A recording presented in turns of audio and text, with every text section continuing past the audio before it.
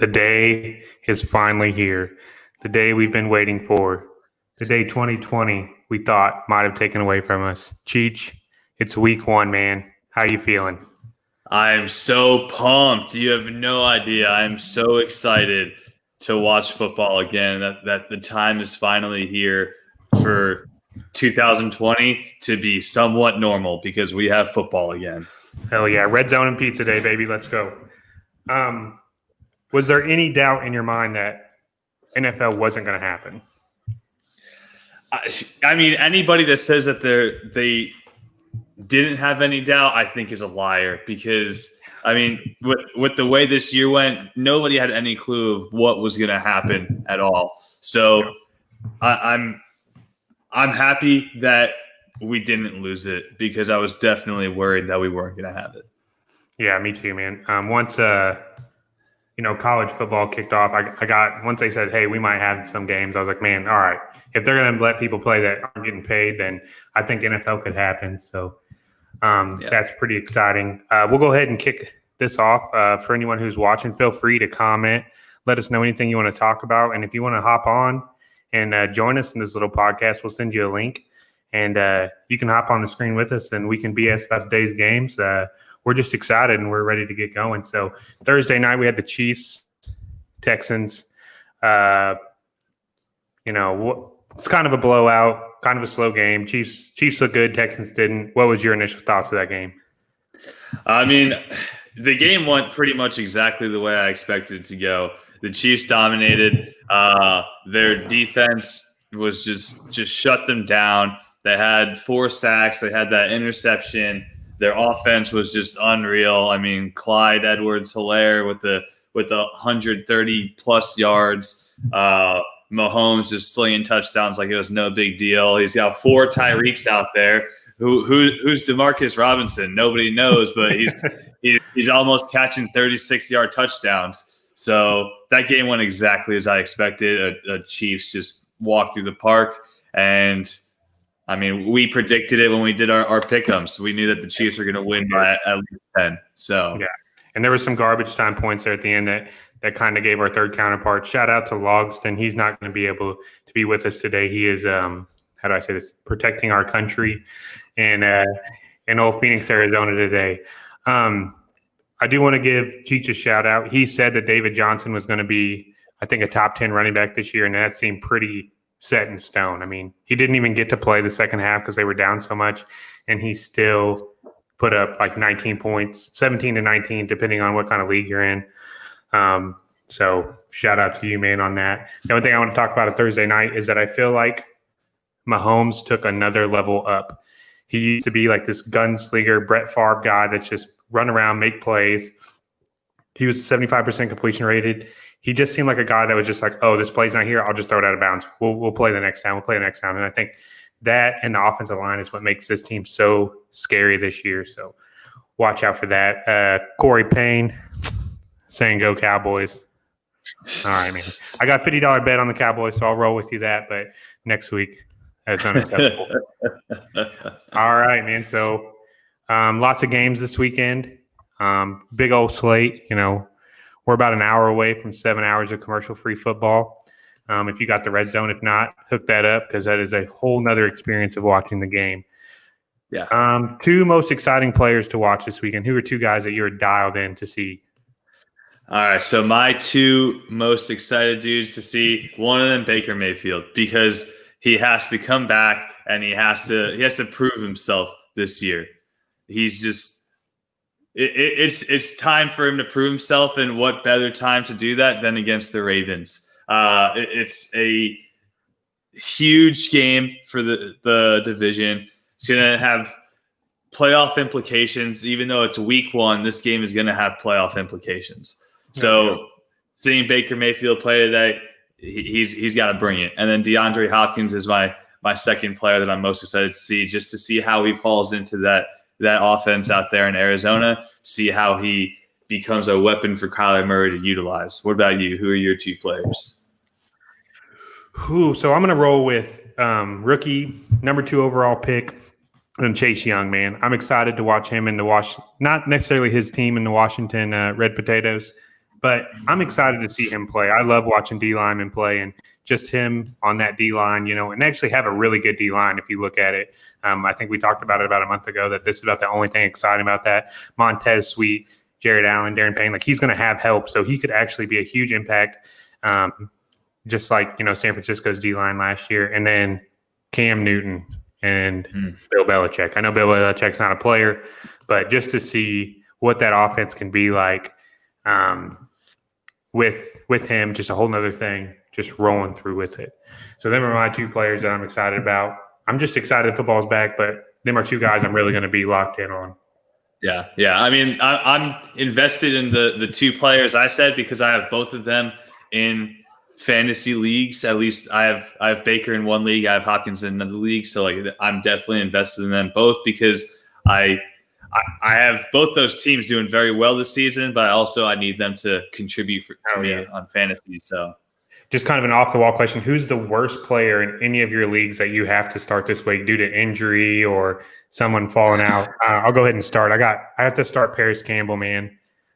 Colts slot receiver. I'm hoping that maybe that magic from Phillip Rivers hitting his slot guy kind of pays off because Sutton is questionable for Monday, and I just can't do it. There's no other wide receivers I can wait for on Monday to see to fill in. So he is way down. I mean, he's probably not even a top 60 guy, and I've got to play him. So you got anyone crazy that you got to start? So for me, it's a combination of players, and it's because of the team that they're on. I have to start. I'm starting Kerryon Johnson and Marvin Jones this week, and I'm not a believer in the Lions, so having two Lions players starting in my flexes, it's in our league that we have two flexes. Having those guys starting, those are definitely that's a decision that it might hurt.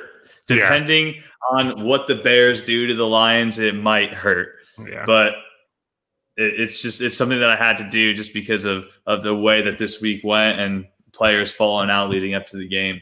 Yep. All right. So on to our next topic. We talked about our two most favorite players, two most exciting games. There's some big time matchups with week one, don't want to say playoff implications, but it could be. You went staticky there. Oh, my bad. Two games that you're most excited to watch today. All right, two games I'm most excited to watch.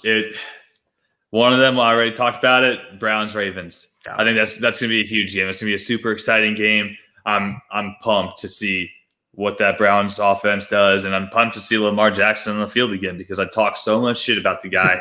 I'm excited to see what he does. The second game, it was a toss-up for me, but it's a pretty obvious one. Tom Brady versus Drew Brees, Tampa Bay Buccaneers versus the New Orleans Saints. That game is just everybody in America is excited to see what Tom Brady's going to do on the Tampa Bay Buccaneers. So I think that's going to be like a game that I focus on. In the first half of the day, I'm going to be watching the Jets game with Red Zone going on too. But I'm thinking later on I'm going to put on the Tampa Bay game on my iPad. The second play games. Oh, yeah. That's a good one. Yeah, there's lots of teams with new starting quarterbacks, and week one is always fun to watch to see if them moves paid off. We saw that, Deshaun Watson really missed Hopkins out there. And Hopkins threw some shade saying, grateful after that game was over. So that was pretty awesome. Two games I'm most excited to see. I'm going to start with the Bengals-Chargers. I want to see if the one-hit wonder Joe Burrow is the real deal. And not that we can judge it off week one, but, we're a sports show, so we're going to overreact about it next week. But he does have to go up against a tough D-line. He does have to go up against a tough secondary. So I'm just excited to see how he pans off in the NFL because I think he had all the talent in the world around him in LSU. So that's number one. And then number two, I got to go Carolina and the Raiders, surprisingly. As much as I hate the Raiders, I'm excited to see, what Baylor's coach can do with Carolina. And then did they get any better on defense? And then Teddy Bridgewater, how's he going to do? He was a fill-in guy. We've seen him a few years ago, but you don't know how he's going to do for a whole year. There's just a lot of good things to watch in that game. So that's what I got for that. That's an interesting choice there. It's definitely a surprising one. Yeah. But I mean, yeah, both those games definitely have some big things. I mean, I am excited to see Joe Burrow running for his life with Joey Bosa going after him. So Ingram on the other side and them corners. I mean, it's going to be a tough test for a young kid, but he's actually not even that young. He's older than like maybe half the starting quarterback. So yeah, he's definitely older than Darnold. Yeah. So I gave out my 3 locks of the week earlier in the week. They haven't changed. So if you're betting and you want to do a little parlay action, if you do 5, it's around. If you put $100 down and you do 5 parlays today, you still got time to do. It's about $2,000. If you do 3, it sits around 12 to 15, depending on what it is. So my 3 locks of the week, I got the Titans versus the Broncos. And this was before the injuries, but now that the injuries are happening, I just don't see a way that the Broncos stop the run and are able to get after it. And then after that, I got the Raiders, Carolina. I'm not a believer. I'm excited to watch the game, but I think Jacobs, and this could be biased because I have him, just torches that defense. And then, unfortunately, I got the Bills over the Jets just because, they get better and they're going to have stuff like that happening. So them are my 3 locks of the week. Real quick before we get to yours, Greenlight on YouTube commented he wants to know, should he start Wentz or should he start Cam Newton? I'm starting Cam. You starting Cam? All right. Well, were you going to say Wentz? No. Okay, but the thing about it is, like, all Philly's wide receivers are hurt, but all Philly's wide receivers were hurt last year, and he still put up good fantasy numbers. I mean, he still has 2 tight ends, but his starting running back is out too. I think Scott could have a good fantasy impact, but that could hurt him actually. Yeah, you know what? I'm going Newton too. Yeah, I like Cam just because he's going to bring a little bit of that run game to that quarterback position where Wentz is not going to have that at all. And then at the end of the day, I mean, like you said, all the wide receivers are injured out there.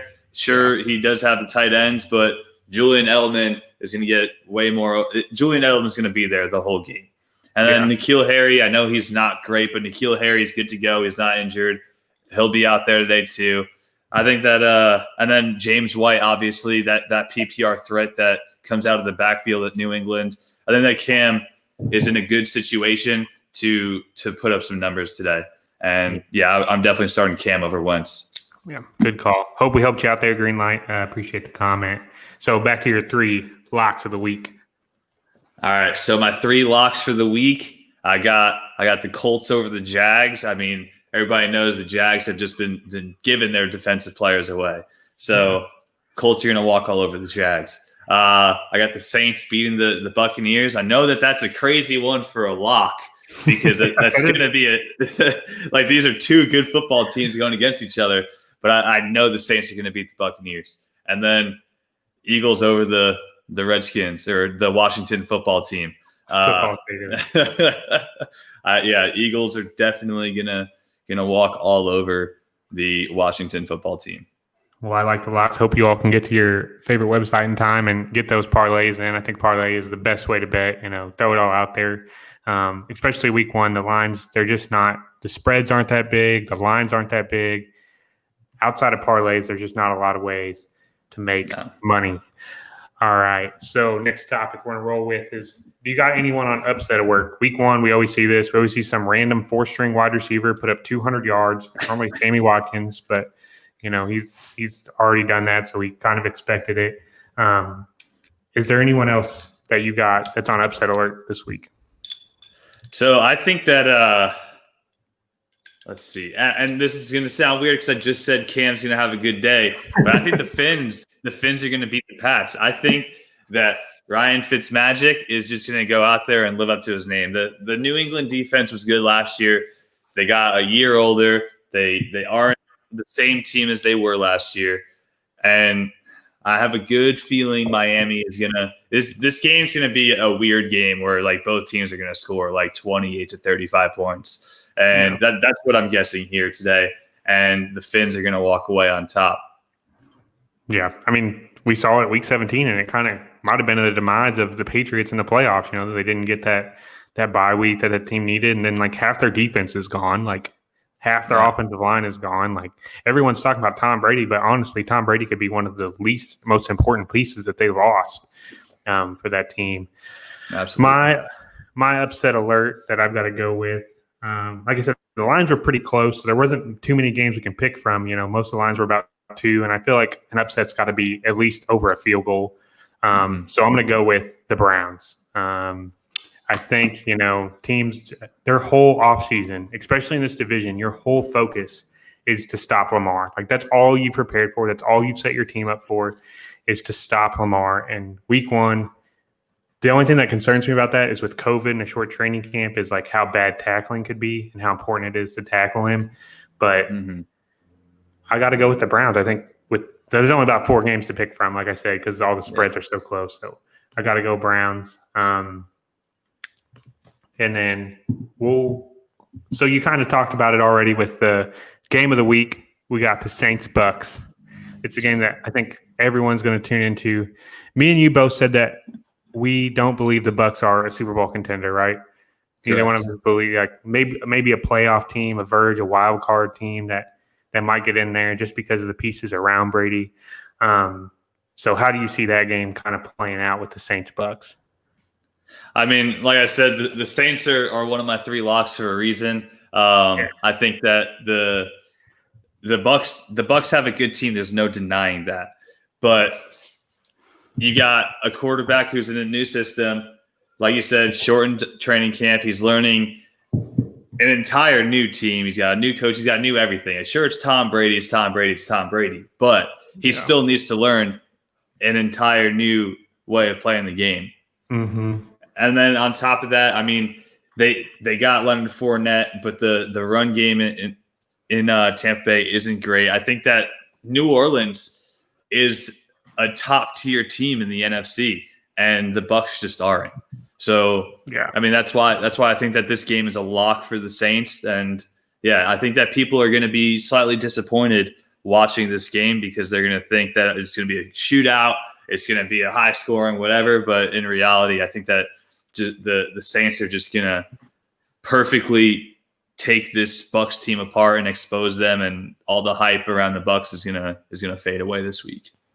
Yeah, I mean, I almost completely agree because it's just so hard. Like Tom Brady has never had to learn a new offense. Like his offensive coordinator, his head coach, like it's always been there. Like he knows what he has to do. Like you can eat all the avocado ice cream you want. Like you're still 43 years old. You still have a whole new offense, and the offense doesn't match what you do. Like his whole thing is check down West Coast. Bruce Arians is run around, extend a play, throw it downfield. If we get 2 turnovers game, that's fine. Like it's just so polar opposites, and I'm really excited to watch it. I can't wait, but I just see it being terrible. Like I really do, and I could be completely wrong, but that's just how I see it playing out. So game of the week for a reason, but I don't see Tom Brady and the Bucs being successful. I see them just getting stomped today. Yeah, it's going to be exciting. I mean, everybody, as an AFC East guy, I've been waiting my whole life to see Tom Brady play in a different division. So I'm excited to know that the AFC is going to go to a different team than New England this year. It's probably going to go to Buffalo, but hey, it's not Tom Brady. So there's hope. Yeah. So I'm just happy to see Tom Brady go play somewhere else. Yeah, me too. Because I want to have the discussion of Bill or Tom. I want to have that talk. It's hard whenever they're on the same thing, and it's going to be hard now because he's 43 years old, and Bill Belichick has a very depleted roster. So the conversation is still going to be hard to have, but just to be able to have a little more part of it is going to be nice for me. Yeah. And then we already talked about, Cam Newton, and we think he's going to be good and how he does. So another quarterback that probably feels slighted, which is crazy how when you're the best in the world, that's something you do. And you keep finding a way to be motivated. Mahomes is like, oh, I wasn't number 1 on the NFL Top 100. Oh, okay. All right, let's see. But Aaron Rodgers, man, a month or so ago, he had a rough day. He kind of went blacked out and didn't get on social media, didn't do any interviews, just kind of took a month to himself. And I doubt he was eating avocado ice cream, but he was probably, more of the liquor and stuff like that because that's just the kind of guy he is. They draft a quarterback. He needs a wide receiver. He needs offensive line. They need to be able to stop the run. Like, they were so close last year. I don't care how many games they had that were close, but they were close to getting to the Super Bowl and having a shot to win it all. And they're like, we'll take a backup quarterback and we'll take a third-string running back. And then it's just like, what the heck? How do you see the Packers doing this year? How do you see Aaron Rodgers doing today and the rest of this year? So I think that the Packers are going to be a playoff team thanks to that new 7th playoff position. Okay. It's not going to be a good year for the Packers, but Aaron Rodgers is going to show that he still has gas in the tank and that they should not have drafted a quarterback this year. Aaron Rodgers is like, for the past 5 years, fantasy football, like there wouldn't be a week where Aaron Rodgers is on your bench. No. And now if you look at the stardom sit-em on NFL.com or on Yahoo Sports or on CBS Sports or whatever, all of these websites, if you look at the stardom sit-ems this week, Aaron Rodgers is a sit-em. And that's because and like that's because the Packers are not giving him the help that he needs. Devontae Adams isn't going to be open every single play. So, and like Aaron Rodgers has said great things about both Alan Lazard and Marquez Valdez-Scantling in this offseason. But at the end of the day, those are not the answer to getting Devontae Adams open. Like, those guys aren't going to take the heat off of Devontae Adams, and those guys are not reliable sets of hands for Aaron to be thrown to. Luckily, they've got that run game back there. But I think that Aaron Rodgers is going to be coming out just this season. He's going to have a chip on his shoulder, and every single week he's going to leave it on that field because he's going to be making some crazy plays. We're going to see a different Aaron Rodgers that we've seen, because I think that the conversation that's coming up, especially since they drafted a quarterback this year, is Aaron Rodgers is washed up. Aaron Rodgers at the end of his road. And I don't think that Aaron Rodgers wants to be at the end of his road, and he's going to prove that he's not there. Yeah, and it's crazy. Like, a guy like that that's so good, most of the time, they want to leave a team and get that last big contract before they retire because they're so good and so many teams do want him. But he came out and said, I want to be a Packer for the rest of my life. And they're like, all right, cool. We're going to take a project guy. It's not like someone fell to them. It's not like – that's what everybody keeps saying. Oh, this is the same thing that happened with Aaron Rodgers. No, Aaron Rodgers was supposed to be the number one quarterback off the board, and he fell. And they were like, man, we have to take him. You have to, yeah. Like they moved up to get a project guy. Like, this was a mid-major school, a guy who threw a lot of interceptions, a lot of picks. And, I'm a believer in him.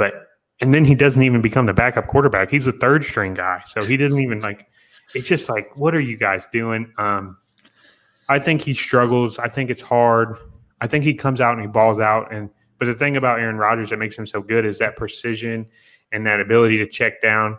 If emotions get too high for him, I think that could be bad.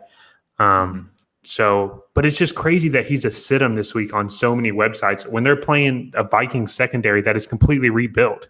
Like, we have no idea what to expect out of this, and they're like, nah, don't play one of the greatest quarterbacks of all time. Like, that's crazy to me. I guess it matters like who you have in front of them, but I would have no issues playing Aaron Rodgers against the Vikings now. Other weeks it's going to be tough whenever teams can double Devontae, but that's all I got for old Rodgers. We'll go ahead and move on because there's lots of quarterback. There's a bunch of new starting quarterbacks coming back. So we'll start with old Rivers and Indy. I'm not a believer, and this could be complete bias because I hate Crybaby Rivers so much, but I just don't see how this works out. Everybody keeps saying, oh, he has a great O-line, he has this, he has that. He had so many weapons. They built that whole team around him for so long, and he threw the ball. He got all the stats. He had all these great teams. Like, some of them Charger teams that didn't win a playoff game were like some of the best regular season teams of all time. So it's just hard to believe that all of a sudden he's going to go to a Colts team that didn't make the playoffs last year and just kind of turn it around in my eyes. He's 38. Like, it's just tough for me to believe. Yeah, Rivers was my fantasy quarterback to start the season last year. And I thought that he went blind, or like he was only seeing out of one eye or something like that. Like, because he was throwing 4 picks a game easy. Like, he was not having a good season last year when he had targets to throw the ball to. And yeah, sure, like they've got Jack Doyle at tight end, and they've got T.Y. Hilton at wide receiver, but T.Y. is getting old. He had 100%. Phillip Rivers had better targets in Los Angeles and in San Diego than he does now on the Colts. I don't think that we're going to see a great Phillip Rivers on this team. He's going to be subpar. Like I'm not expecting much out of Phillip Rivers, and Colts fans, hopefully you're not expecting much out of him either. Yeah. It was a weird decision to see that, especially what did he get, 25 mil? Same as Tom, Tom, 25 mil. And Breeze.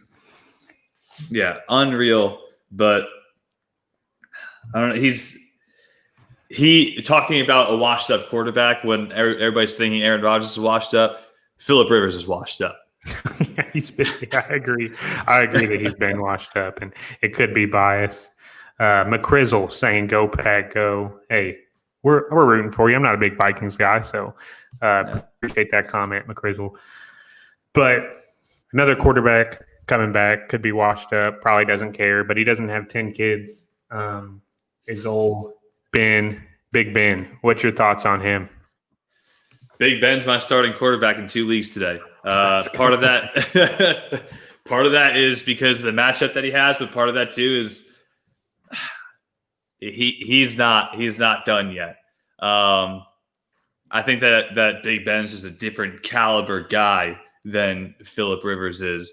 And even though Big Ben's coming off that surgery, the Steelers went out and they got another tight end. They got Eric Ebron. Juju Smith-Schuster has to prove himself this year because losing AB, he just became an average wide receiver last year. So Juju needs to live up to his hype. I think that Big Ben's gonna do good things for Pittsburgh this year. Yeah, I think the big question is, can he stay healthy? If he's on the field, I think he balls out. Like every time he has, like he's been a fantasy. We talked about it in our fantasy show. Like his value, like his risk reward was so great. Like you could get him whenever you're getting players like 4-string wide receivers, very end of the draft. Why not take a shot? And he could have a monster day, especially against the Giants. So, and if he does do good, and maybe you need a running back or something, you trade him away, and then you go with somebody who maybe might not be as good. But that's my thoughts on that. Speaking of trades, so that's about the quarterback questions. Big trade, though, for the wide receiver. We got Stephon Diggs, who went to a new team. Unfortunately, he went from a heavy run team in the Vikings to a heavy run team in the Bills. But he could help John Brown. I think he could help, old Allen kind of stretch the field out a little bit. So Stephon Diggs, I think, is better. Hopefully, the issues with him throwing his helmet and getting upset and stuff. Hopefully he doesn't come to a distraction over there. But I think he kind of fits the whole Bill Mafia persona and all that. So what's your thoughts on old Diggs? Yeah, I wasn't happy to see a good wide receiver like that go to an AFC East team, but especially when the Jets need a wide receiver. But he's definitely, like you said with John Brown, I think that Stephon Diggs is great for John Brown because John Brown has potential. I mean, last year he had some big games, and now this year he's got somebody on the other side of the field from him that really deserves to be watched by the CB1 or by the best DB on the other team. So this is going to make John Brown stand out big time this year, I think. And yeah, like you said, I do think that Stephon Diggs fits into this offense. My only concern, like you said, with his attitude is that Kirk Cousins over there with the Vikings was a little bit older, a little bit more mature, and could probably reel in Stephon Diggs a little bit, whereas Josh Allen, young kid, he might not have that leadership capital to where he's ready to tell his dudes to get back in line and relax. Whereas I think Kirk Cousins might have had that ability to do that. So I do think that if Stephon Diggs does step out of line, we might have to see Josh Allen step up as a leader and reel Diggs back in. Yeah, for sure. Like that's a good point. I didn't even think about that. Kirk Cousins being in the league for a long time, dealing with adversity. Like he was the second quarterback drafted on his team the same year. So all that he's been through. So, not big game Kirk was able to reel him in. That's a good point, man. I like that a lot. The other wide receiver you kind of hit on is old Hopkins with a new team. I think we're all excited to see the Cardinals' new offense. You're all in on them. So you think that the Rams had to pay Ramsey that money because who's going to shut down Hopkins? Yeah, great point. Yeah, they definitely the Rams could not let Ramsey walk, knowing what just came into the NFC West. Yeah, huge pickup for the Cardinals. The NFC West, just in general, is just so exciting this year. I'm excited to see it, and DeAndre Hopkins is going to just be dynamite for that Cardinals team.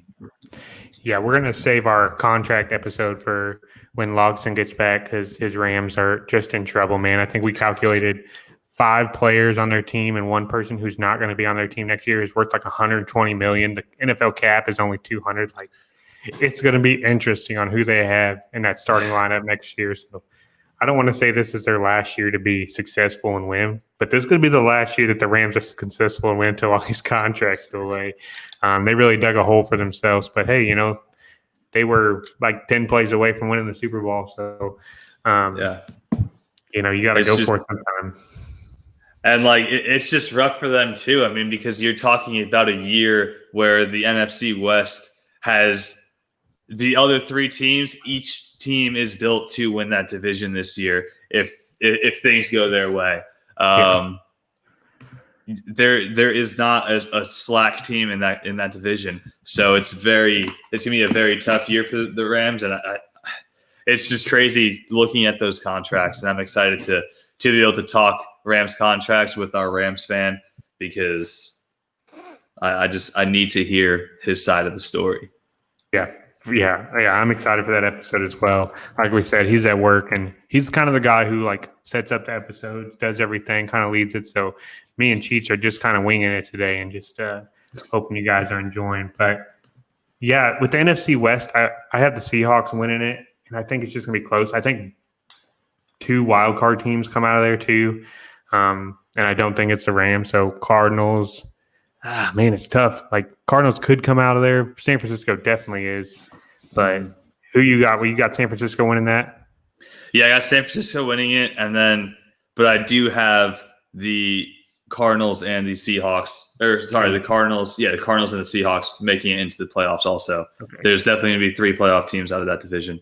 Yeah, that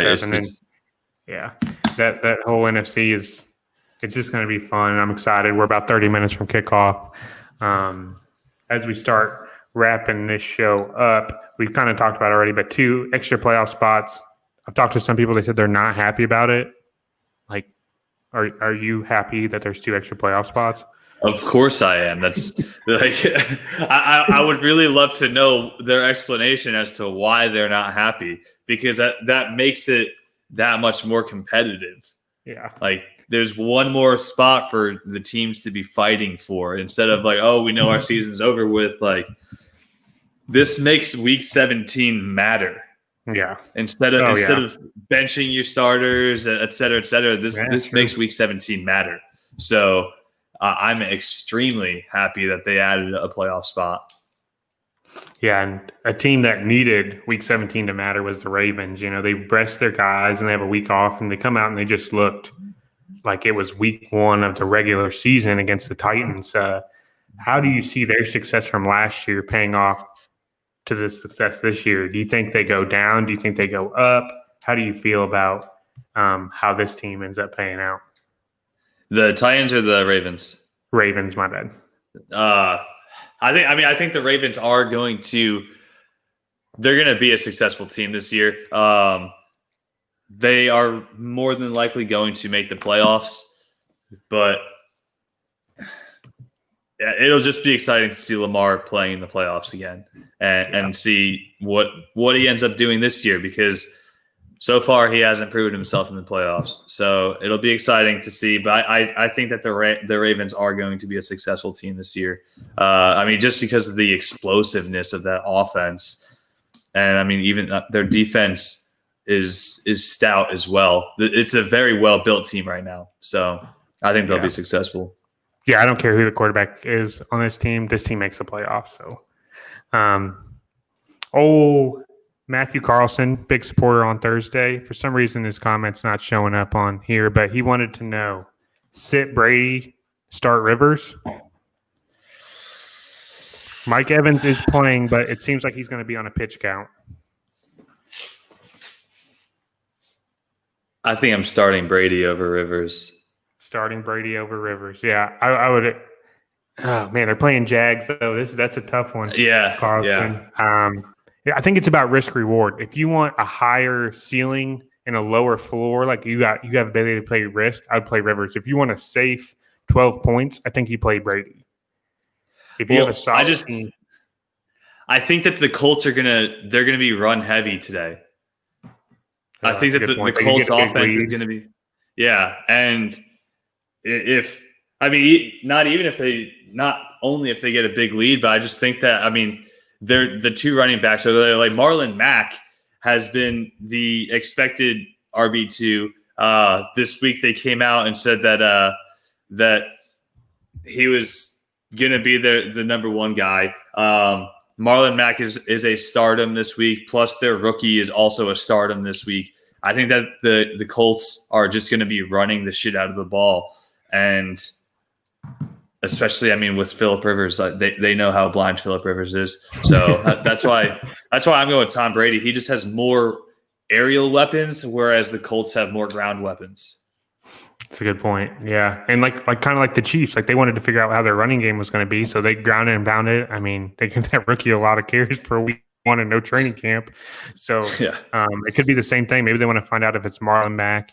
They got Hines back there, who's a great third down back. They just got a lot going for them. So that is a great point. We talked about that. So Eagles, of course, no surprise at all that everyone on their team is hurt. Miles Sanders is hurt. All their wide receivers are hurt. Wentz is probably hurt. We don't know. But they're playing the Washington Red Potatoes. Can the Red Potatoes win this game today? And that's why that wasn't one of my locks, because I legitimately think that even Dwayne Haskins is a horrible quarterback. Yeah. But there still might be a chance that Washington can win this game. It might be like a 9-6 game. We don't know what we're going to see today, but I wouldn't be surprised if that's the result that we have, just because, the Eagles are depleted. Mm-hmm. And on the opposite side of the field, the Washington football team is not good. So this game is definitely, I'm sorry, Philly fans, but you're playing the worst team in the league and we can't even promise you a win. It's tough, man. It is. And I don't feel bad for Philly fans. They got the Flyers, they got all that stuff. But man, it's just why? Fire your training man. Fire someone. Get this team healthy, because there is talent on the field. I'm actually starting Deshaun Jackson simply for the fact that in one league that so many people are hurt, and he might be old and he might not catch a ball, but I'm taking that risk. So that's that. Just another typical day. And it's kind of nice at the expense of Eagles fans that we get some kind of continuity of a regular season, that, everything that's so different, Eagles are still hurt. So, yeah. I picked up that, what's that dude's name? JJ Arcega Whiteside or whatever his name is. I picked him up in one of my leagues because I was like, somebody has to catch the football on this team. It can't be Zach Ertz and Dallas Goedert every time. D-Jax is old. He's going to pull a hamstring on his third fly route. So somebody's got to catch the football on this team. Yeah, for sure. who's going to be? I don't know. They might be pulling dudes in the parking lot. They're probably doing an Invincible right now. They are refilming Invincible as we speak, trying to find a wide receiver for this football team. All right, man. Well, we got 20 minutes till kickoff. We live in Europe, so it's kind of hard sometimes for us to make sure our whole setup is good. We're excited for football. You guys are excited for football. We hope you all enjoyed the show. Cheech, your Jets are playing. Final question. Give us your expectations and your hopes for today. All right. My hopes are for Darnold to not throw an interception today. Okay. That is if Sam Darnold doesn't throw a pick today, we can lose 21-0, 28-0. If Darnold doesn't throw an interception today, I'll be happy. That's good. Aside from that, Le'Veon Bell properly being utilized. If those two things happen today, if Bell gets 16 carries and Darnold doesn't throw a pick, then I'll be happy. I couldn't ask for more than that. But my expectations, Darnold throws 2 picks, Jets lose by 14 points. Yeah. My heart's rooting for you, bud, but my wallet is not. So we hope you all enjoyed our first ever NFL pregame show. There's a little throw at the wind thing. So we hope y'all enjoy, and give us some comments during the game today if you think anything crazy happens, or if we said something that was wrong or right or anything like that. And just grab your favorite adult beverage, kick back, and enjoy some football because it's here, boys. Cheers. You got anything else? Cheers. No, that's it. All right.